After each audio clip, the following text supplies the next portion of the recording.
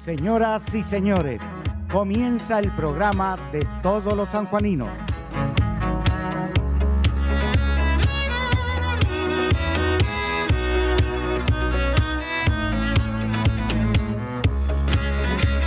Muy buenas noches a todos, bienvenidos a una nueva edición de La Ventana.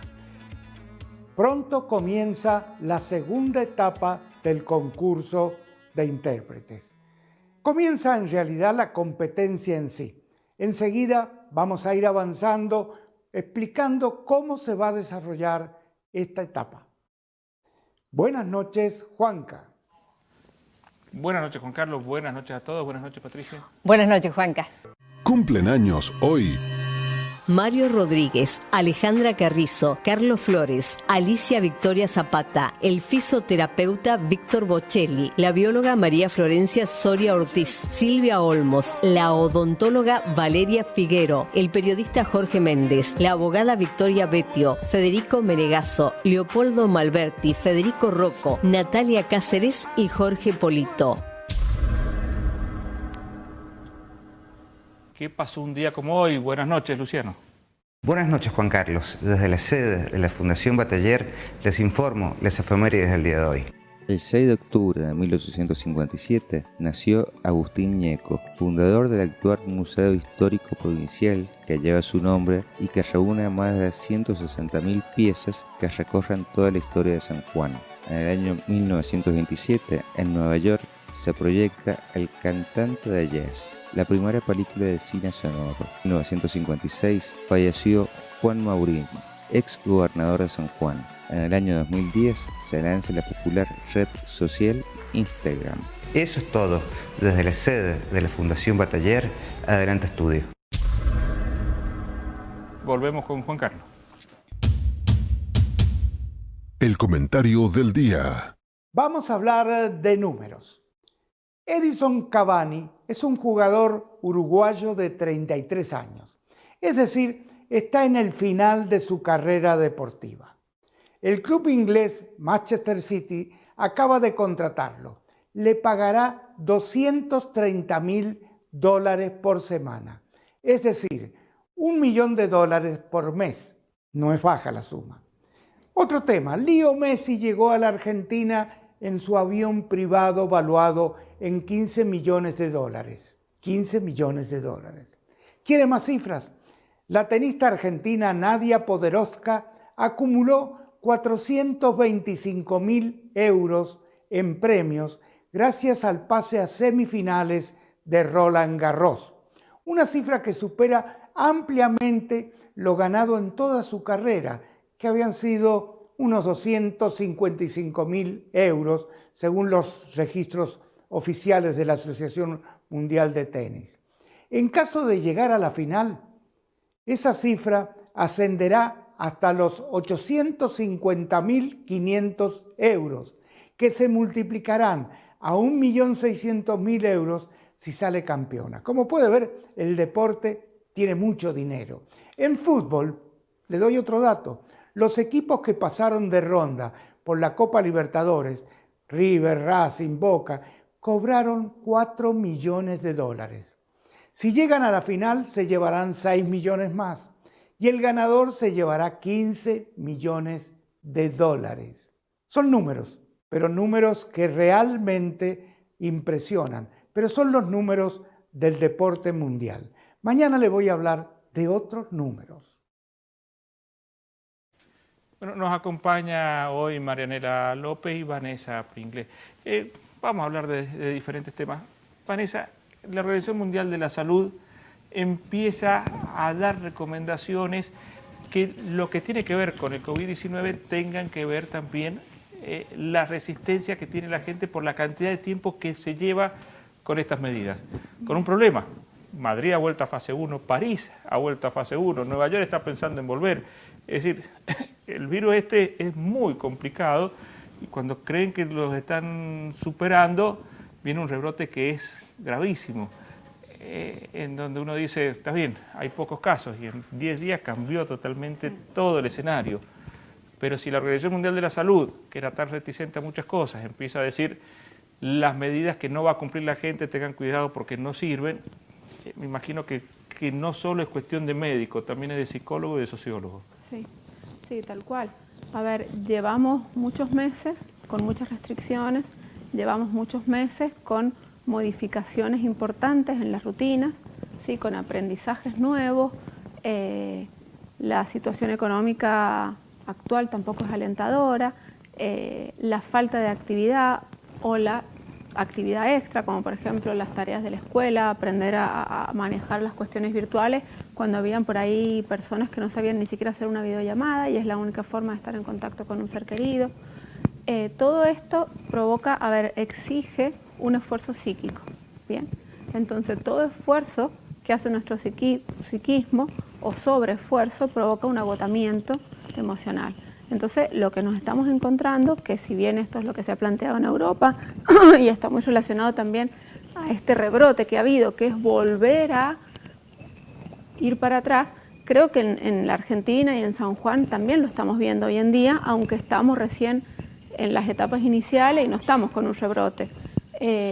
Este agotamiento emocional, este agotamiento psíquico, se provoca justamente por eso, cuando hacemos un esfuerzo para poder cumplir con, ¿bien?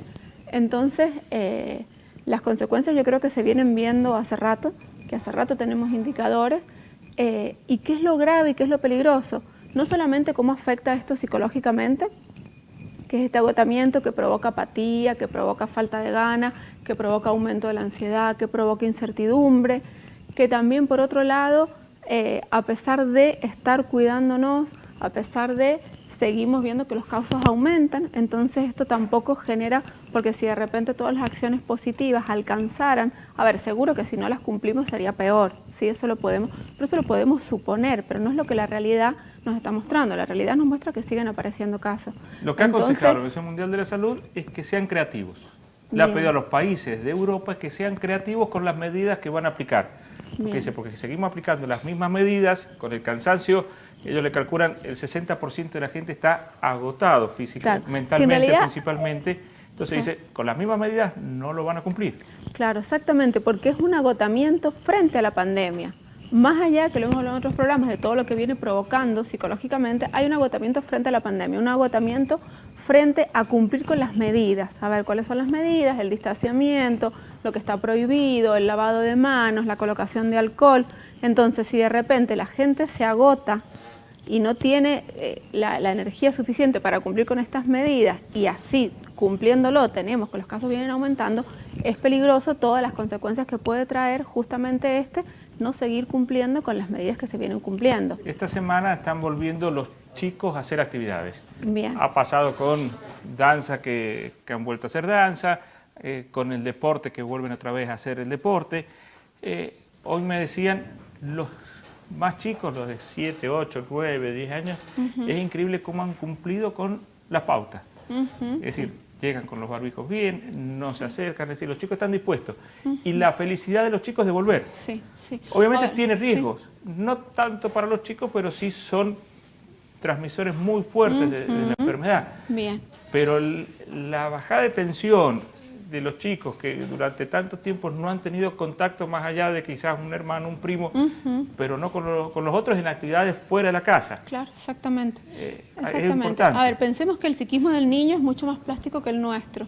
Entonces, para el niño es más fácil adaptarse y poder cumplir todo esto que le estamos pidiendo que para nosotros, ¿bien? Siempre el psiquismo del niño se adapta con mayor facilidad a distintas situaciones, complejas, simples. Y por otro lado, esto que vos decís, yo personalmente considero que es bárbaro que se haya vuelto a las actividades, porque es mucho tiempo el que llevamos con un montón de medidas restrictivas y no sabemos cuánto tiempo más van a durar. Entonces, los niños necesitan realizar alguna actividad física. ¿Sí? La responsabilidad del profesor es importante. Si ellos ven que el profesor no cumple con lo que a ellos le exigen, no lo van a cumplir. Bien. Es decir, aquí el adulto va a ser clave para que los chicos cumplan. Los profesores y los padres, porque uno cuando deja al niño le da indicaciones. Bien, entonces esta indicación de acordate, no vas a compartir con tu botellita, con la compañerita, acordate de no saludar con un beso, la merienda no la compartes. O sea, hay un montón de indicaciones que hay que darlas todos los días, porque con los niños chicos no alcanza hablarlos una vez. Entonces, yo llego, la dejo a mi hija en la puerta, yo la mando a gimnasia artística, y en cuanto se baja, todas las recomendaciones y adentro, bueno, confiar en que el docente los va a hacer cumplir. Pero yo creo que yo por ahí pensaba y hablábamos con algunas colegas que más grave que la falta de conocimientos en los chicos, considero que en la pandemia es más grave la falta de sociabilidad y de vínculos con los pares, ¿sí? De repente un niño pasa muchas horas en la escuela, muchas horas jugando en el barrio, muchas horas en actividades deportivas, de idiomas o lo que fuese, y todo esto le implica vínculos con los pares, ¿sí? A ver, hemos visto muchos casos de niños con aumento de ansiedad, sobrepeso, adicciones a los juegos, a lo que fuese, los niños chiquitos, la necesidad del jardín que devuelve un montón de límites que los padres no lo saben poner, el estrés de las tareas en casa. Entonces creo que hay dos cuestiones que son fundamentales, que puedan continuar con la actividad física, que los adultos mal que mal lo hemos venido haciendo, con idas y vueltas, pero algo de actividad hemos hecho, y los niños no, sobre todo los menores de 12, que desde se ha viralizado mucho hasta hoy. Un video de una persona que hablaba de que al hijo lo había tenido que internar porque se le había subido el azúcar, nunca había tenido problema de diabetes, más de 450, hasta 110, 120 lo normal. Claro. Y que lo atribuía al estrés. Seguramente el estrés y la Sí, mala alguna, alimentación propia de, claro, de estar en aislamiento. Claro, pero me imagino que el estrés debe haber sido bastante importante a la hora de los niveles de azúcar. Sí, seguramente que sí, y la alimentación, porque muchas veces el consumo de determinados alimentos que no responden al hambre responden al aumento de la ansiedad. Entonces, o al aburrimiento. Muchas veces, o al aburrimiento, exactamente. Entonces creo que es positivo, lo evalúo positivo esta apertura de actividades, porque justamente no es que podíamos decir 15 días sin actividad y volvemos a la vida normal. No volvemos a la rutina normal. Entonces de a poco, con protocolos, cumpliéndolo, los niños necesitan vincularse con los padres. Aparte también los padres ser responsables, porque por ahí los chicos, si no tienen los elementos para cumplirse, luego los vas a mandar y no le das la botella de agua, la merienda, todo por ahí, los chicos son solidarios y dicen, no trajo y se la demos. Claro. Entonces que sí. es también una conducta y una responsabilidad, que a medida Claro que sí. no es ser individualista, sino marcarles que bueno, cada uno lleva sus cosas, son de cuidado y hay que usarlas cada uno. Que por ahí, viste, los padres los dejan y dicen, no importa, compartirlas. Claro. Es que para que sigamos teniendo estas cuestiones que son, digamos, normales, menos en pandemia, va a depender mucho de nosotros. A los adultos. Sí, y ahí es donde aparece esto, justamente lo que hablamos recién, este agotamiento frente a las medidas, porque son las medidas que tengo que cumplir yo, las medidas que hago que cumpla mi paciente cuando llega al consultorio, que las medidas que tengo que estar inculcando en mis hijos, las medidas que a lo mejor inculco en mis padres si no la cumplen. Entonces, todo esto es lo que provoca un esfuerzo y un desgaste psíquico. Entonces esto, además de las consecuencias que van solamente sobre el psiquismo, aparece no cumplir con las medidas. Bien, ¿Cómo lo cansancio, incentivas por al chico que se agotamiento. acostumbró a estar todo el día en su casa para sacarlo?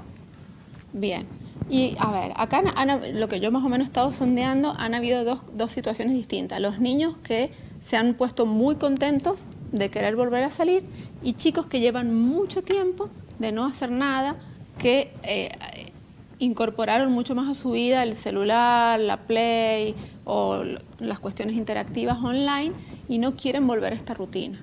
Bien, yo creo que volvemos a lo mismo, responsabilidad del adulto, el poder acompañarlos, el poder motivarlos y el poder llevarlos a que vuelvan a vincularse con los pares. A ver, los pares son uno de los socializadores de los niños.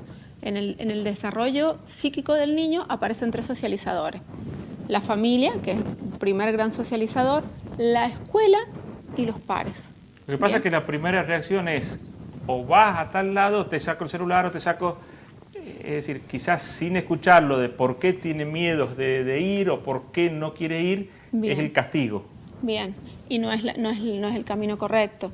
Bien, en esto hay que ver por qué el niño no quiere ir. Si no quiere ir porque no tiene ganas, si no quiere ir porque tiene miedo, si no quiere ir porque... A ver, frente a todas las cuestiones que los chicos nos plantean, es necesario tomarnos este minuto de poder escucharlos y que ellos nos devuelvan el por qué.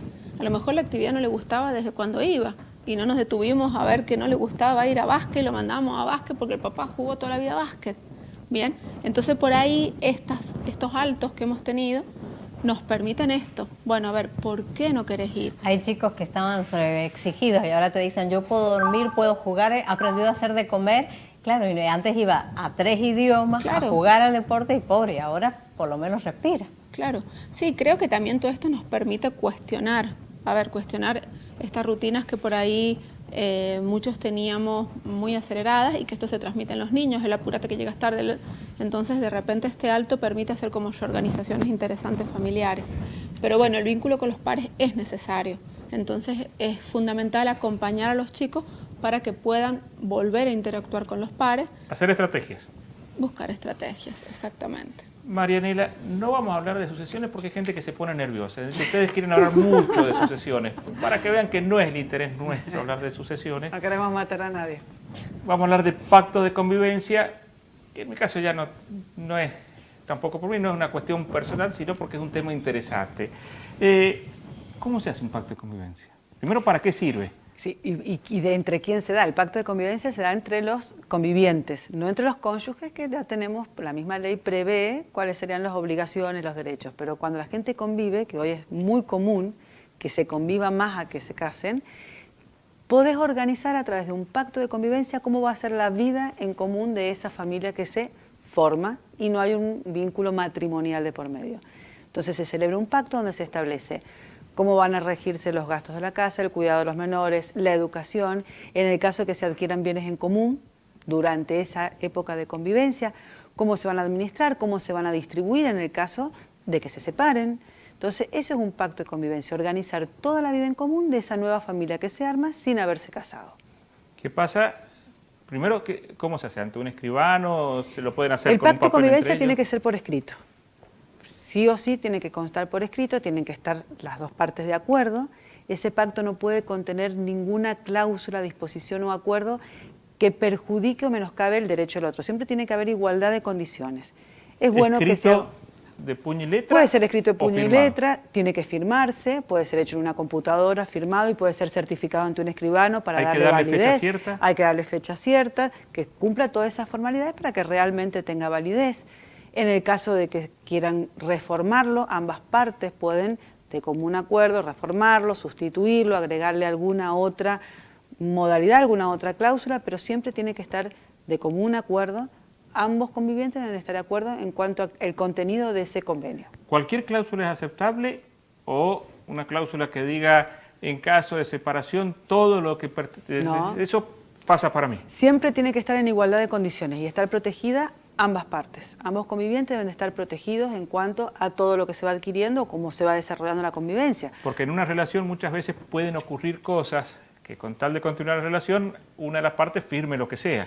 Y muchas veces uno es más sumiso que el otro o con tal de no o terminar hizo con la algo relación. que le dijeron, ahora firmas todo. Claro, o se encuentra en una situación de, bueno, me la mandé, entonces firmo, y entonces no.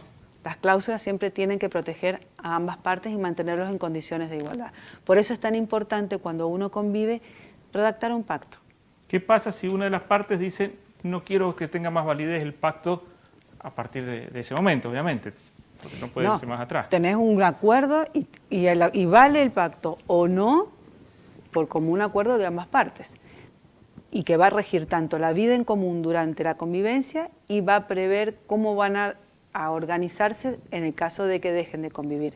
Pero para dejar que no tenga más vigencia, y es muy difícil, porque vos firmaste un acuerdo. ¿Qué ¿Y pasa si tienen que dejar de convivir para que deje de tener vigencia? Y sí.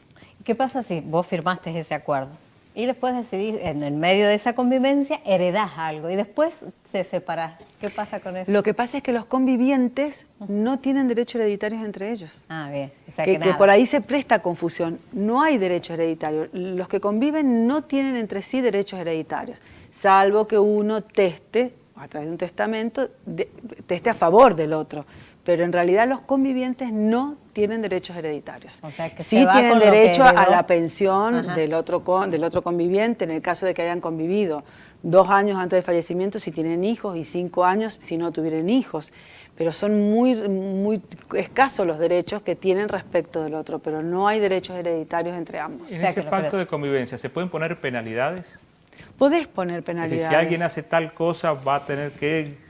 Y, por ejemplo, si no cumplís con algún bien que tenía una administración en común, y en el caso de que un auto, no digamos de la casa, porque si uno inscribe la casa, uno la adquiere y la inscribe como bien de familia o establece dentro del pacto que ese va a ser la residencia habitual o la residencia de la familia, no podés disponerla sin el acuerdo de otro.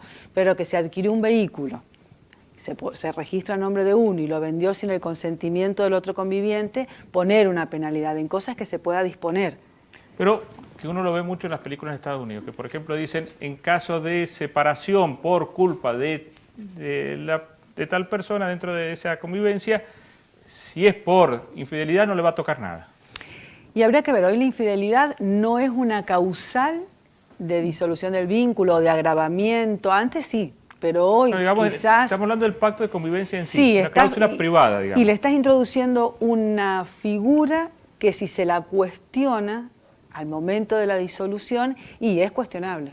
Es cuestionable, puedes decir, bueno, esa cláusula la firmé porque estaba muy enamorado y para poder acceder en otras cláusulas. Hay cláusulas que no mantienen la situación de igualdad. Si vos en un matrimonio la infidelidad no te castiga, ¿por qué en un vínculo que no está regido por la ley ni legalizado en cuanto a su inscripción y a todos los efectos tenga esa penalidad? Entonces hay que tener cuidado con las cláusulas que uno introduce.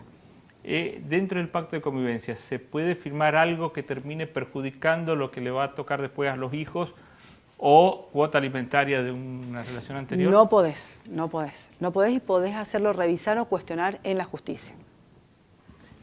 Dentro del pacto de convivencia, fallece uno de los dos. Sí. Los herederos del que falleció dicen no lo reconocemos. ¿Cómo hace para el que quedó vivo que ese pacto de convivencia tenga validez? Y depende de las... Sobre todo lo que es los bienes. Eso, y lo tienen que respetar, porque hay un acuerdo de partes, la libertad de las partes y la autonomía de las partes para afirmar y acordar un pacto es obligatorio para los que lo suceden. Y por eso tenés la fecha cierta y todas esas circunstancias, porque por ejemplo, durante una convivencia se adquirieron 2 o 3 vehículos, una propiedad, y se acordó que si se disolviera, ese vínculo se va a repartir de tal manera. Entonces, los herederos tienen que respetar ese pacto firmado con el otro conviviente. Un caso que es bastante común. Una persona quedó viuda, por lo general el hombre que quedó viudo, durante muchos años estuvo viviendo solo, durante varios años que ya no se podía valer por sí mismo, una mujer lo ayudaba y es con el que convivía las 24 horas del día. Entonces, antes de morirse, dice, vamos a hacer un pacto de convivencia para retribuirle todos los años que me dio de su vida a mí. Pero no hubo convivencia. Había una relación incluso hasta laboral. ¿Eso es válido o no? ¿Los hijos pueden venir y decir, esto no era una convivencia, sino que fue una figura ficticia? Sí lo pueden cuestionar. Primero, porque para que sea válida la convivencia tiene que convivirse con ánimo de ser familia y aparentando y que la gente tenga conocimiento de que viven en aparente matrimonio o con el fin de tener una familia. Como heredero vos podés cuestionar que simplemente fue una relación laboral donde pretendió beneficiar y recibo de sueldo, testigos, la conducta que tenía. Vos no solo tenés que vivir como familia, sino tenés que aparentar y ser de público conocimiento que estás viviendo como familia. Pero hay distintos medios de prueba, una remuneración, los testigos, la forma de que se desarrollaba, que no había un proyecto en común de familia. Entonces, bueno, ese acto sí es atacable. Es decir, que es más fácil darle el 30% de la posibilidad de heredar. Es más fácil testar a favor, que es muy común que mucha gente teste a favor de quienes los cuidaron. Claro. Les dejen una casa o un vehículo o un determinado dinero en agradecimiento a la compañía que se hizo, amén de que se les pagó y se lo estuvo en blanco, pero muchas veces se establece un vínculo, y se establece un vínculo afectivo. Sí, porque hay mucha gente que cuida a gente enferma o adulto mayor donde se establece un vínculo afectivo muy fuerte, lo que no impide que vos tengas tu remuneración, pero hay vínculos afectivos que por ahí son mucho más fuertes que con un familiar. ¿Qué pasa, por ejemplo, si tenés un pacto y, por ejemplo, una de las personas tiene hijos y tiene demencia senil? Y la esposa con la que firmó este pacto quiere internarlo y los hijos dicen que no. ¿Qué opinión vale? Que el conviviente, claro, quien convive con esa persona, y sí, en realidad lo que vale es la persona con la que convive. Y muchas veces cuando hay una situación de un adulto mayor y hay una Si no tenés un acuerdo y los hijos se oponen, podés llevarlo a la justicia, si no también podés darle intervención al adulto mayor, a la dirección del adulto mayor, que muchas veces sea persona, que es muy expeditivo esa persona, ve el estado, las circunstancias, y se inicia todo un procedimiento para que esa persona se interne cuando no hay cuidado suficiente dentro del hogar para protegerlo y asistirlo. Hay que comprobar que está mal atendido. Hay que comprobar que esa persona, o que los dos son adultos, claro, o que el otro conviviente es una persona adulta, muy como bien, la persona que está enferma. Pero que no si se puede hacer se cargo. hace cargo Sí. y está en buen estado, no es tan tenés fácil. los recursos económicos para cuidarlo y la asistencia, porque muchas veces estás bien, pero no podés cuidar a la otra persona 24 horas. Claro. Entonces hay muchas circunstancias que se evalúan para poder internarlo. Muchas gracias.